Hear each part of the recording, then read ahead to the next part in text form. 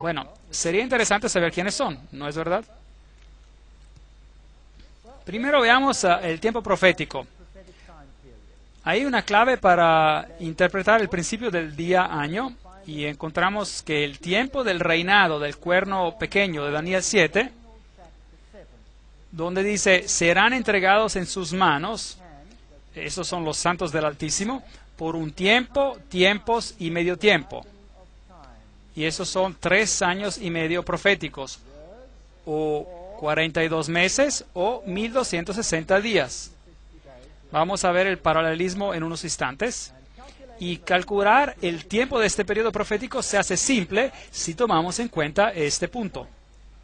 Un tiempo era un año. En algunas traducciones modernas, de hecho, ya se dice 3 años y medio.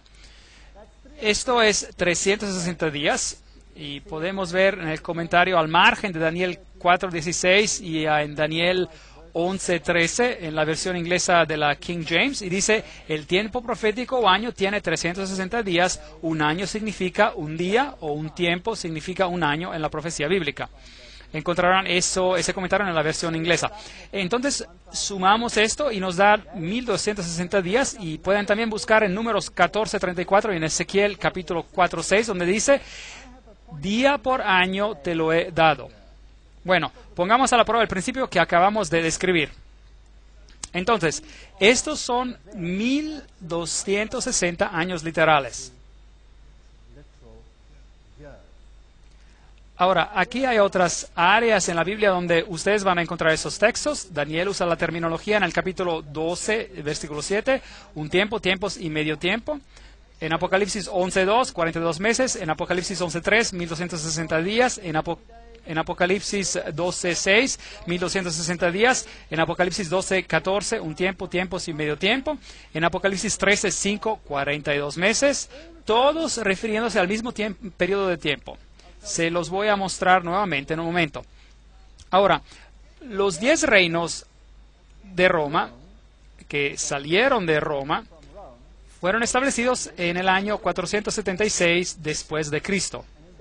Y en Daniel se nos dice que el poder que tendría control sobre el pueblo de Dios aparecería después del establecimiento de los 10 reinos. En otras palabras, después de que la Roma occidental se dividiera en 10. Este periodo es muy interesante porque después de este periodo, en el año 538 después de Cristo, el reinado del papado empezó de acuerdo al decreto justiniano, que decía que el papado corregiría las herejías y que sería la cabeza de todas las iglesias. Así que aquí tenemos un escenario de Estado-Iglesia. Si añadido a esta fecha, 1260 años, llegamos a una fecha interesante, el 1798. Veamos otra vez este periodo de tiempo nuevamente. Daniel 7:25, tiempo y tiempos y medio tiempo. Daniel 12:7, tiempo, tiempos y medio tiempo. Apocalipsis 11:2, 42 meses. Apocalipsis 11:3, 1260 días. Apocalipsis 12:6, 1260 días. Apocalipsis 12:14, tiempo y tiempos y medio tiempo. Y Apocalipsis 13:5, 42 meses. ¿Piensan que Dios está en serio cuando nos habla sobre este periodo de tiempo? Parece que sí. Quiere que sepamos sobre este periodo de tiempo. Y podemos encontrar en la Biblia que todos estos periodos significan lo mismo, gracias al paralelismo hebreo. Por ejemplo, en el libro de Apocalipsis dice, una mujer, un desierto, 1260 días. En otro versículo dirá, una mujer, un desierto, 42 meses. En otro lugar dice, 3 años y medio, y podemos ver que se aplica a la misma cosa. Es una profecía muy, muy importante. Ahora, en el 1798 algo interesante ocurrió. Berthier, el general francés, marchó hacia Roma bajo las órdenes de Napoleón y arrestó al Papa y declaró el fin del papado. Declaró su fin. Ahora, es importante notar que el papado era una entidad política. Y si tomamos la definición de Daniel al capítulo 7, que una entidad política es llamada una bestia, los reinos que vistes, las 4 bestias, son 4 reinos que saldrán de la tierra, así dice el texto. Y si acabas con ese poder político, entonces esa bestia muere, figurativamente. Es interesante que acerca de este poder en particular, hay otro versículo interesante en Apocalipsis que dice que este poder parece tener una herida mortal, pero la herida mortal fue sanada. En otras palabras, muere, pero regresa a la vida. Y este poder fue restituido como entidad política en el 1929, cuando Mussolini le otorgó nuevamente el Estado papal y la autonomía al Vaticano. Aquí hay una bestia, es decir, una entidad política, de hecho político-religiosa, que recibió una herida mortal, pero ella después crece y regresa. Y existen varias cosas interesantes en el libro de Apocalipsis sobre esto. Pero veamos sobre esta herida mortal. El 21 de febrero de 1798, el Papa Pío VI fue destronado por Napoleón. Su anillo fue arrancado de su dedo, que era el símbolo de su poder, y él murió en exilio. Esa fue la herida mortal. En el diciembre de 1804, el Papa Pío presenció a Napoleón coronarse como emperador. Aquí estaba un papa sin entidad política para gobernar, se le había sido arrebatada. En 1808, Napoleón tomó el Estado del Vaticano y confiscó todo el Estado Vaticano.